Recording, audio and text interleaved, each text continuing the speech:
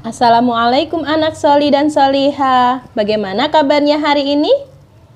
Ustazah berharap semuanya dalam kondisi sehat ya, dan tetap semangat untuk belajar dan juga berpuasa.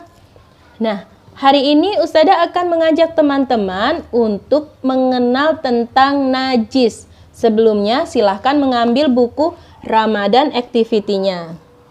Nah, kalau sudah, silahkan dibuka pada halaman 25. Silahkan teman-teman. Alhamdulillah teman-teman sudah menemukan halaman 25.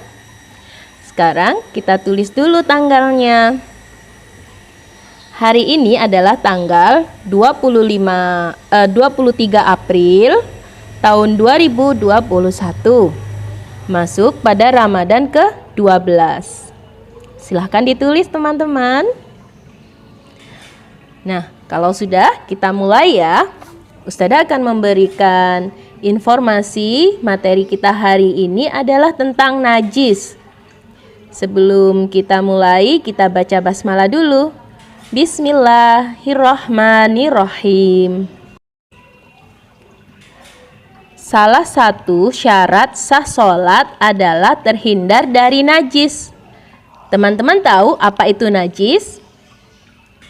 Najis adalah kotoran yang menjadikan kita tidak dapat beribadah kepada Allah. Misalnya, tidak dapat sholat karena ada bagian tubuh kita yang masih terkena najis. Atau ada tempat yang akan kita gunakan untuk sholat itu masih terkena najis. Apa saja sih macam-macamnya najis? Kita perhatikan lagi ya. Najis terbagi menjadi 3. Ada najis berat, najis ringan, dan ada juga najis sedang.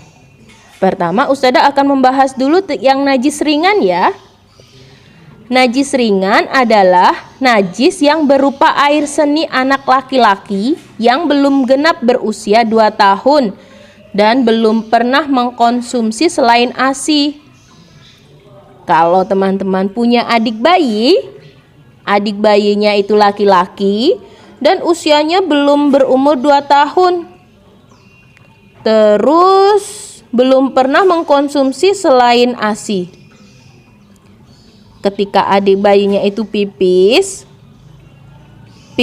itu tadi termasuk najis ringan atau kotoran yang ringan.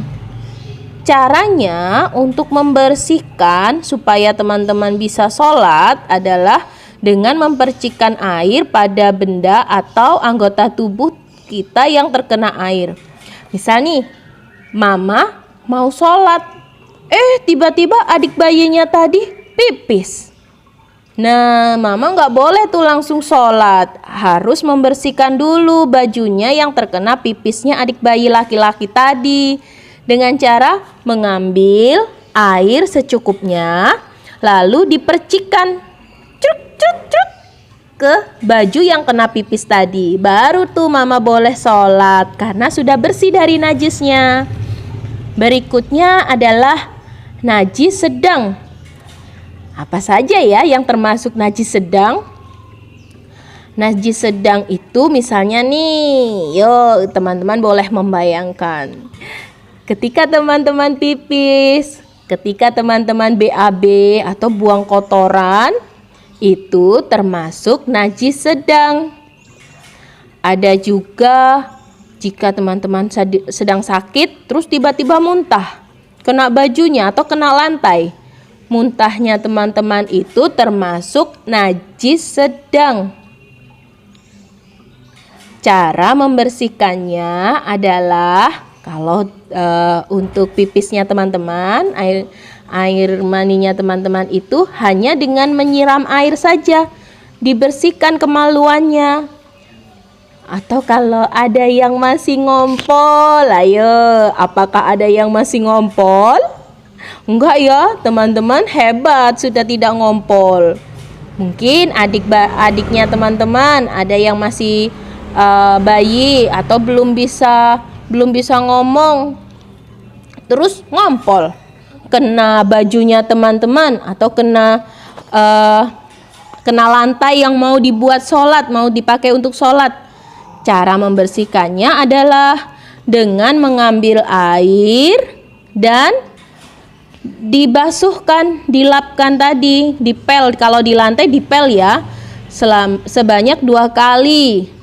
Habis dipel, diperes, terus pelnya tadi dicuci dulu, baru dipel lagi. Insya Allah itu sudah bersih. Kalau terkena bajunya tadi yang kena pipisnya adik, boleh diguyur dengan air yang mengalir, ditaruh di bawah keran terus dibersihkan. Nah, bagaimana kalau itu kena BAB-nya teman-teman, kena nya?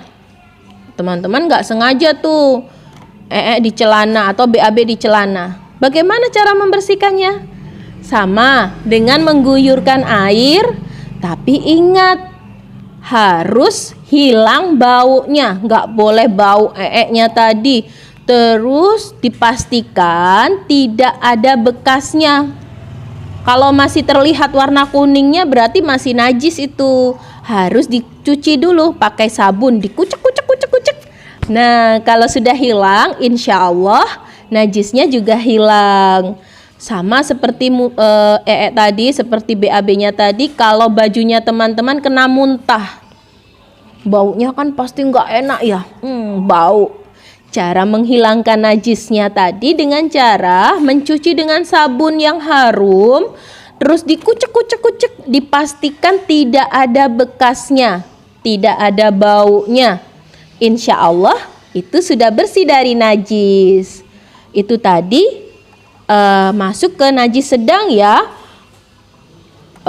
pipisnya teman-teman, BAB-nya teman-teman atau nya teman-teman, terus muntahnya teman-teman itu termasuk najis sedang. Lalu apa itu najis berat? Najis berat adalah semua yang berasal dari anjing, babi, dan segala keturunannya. Misalnya air liur anjing atau pipisnya anjing atau babi juga. Nah, Ustadzah akan beri perumpamaan nih. Misalnya ketika Ustadzah Anjas jalan-jalan, di gangnya Ustadzah Anjas, di dekat rumahnya Ustadzah Anjas itu ada tetangganya Ustadzah tuh yang memelihara anjing. Nah, ketika Ustadzah lewat, tiba-tiba anjingnya mendekat dan air liurnya tadi terkena tangannya Ustadzah. Berarti tangannya Ustadzah Anjas tadi terkena najis berat. Ustadzah nggak boleh langsung sholat, karena nanti sholatnya tidak diterima oleh Allah, tidak sah. Ustadzah harus membersihkan dulu najisnya tadi. Kalau najisnya itu dari anjing dan babi, nggak bisa teman-teman cuman dicuci pakai air, pakai sabun. Belum bersih najisnya.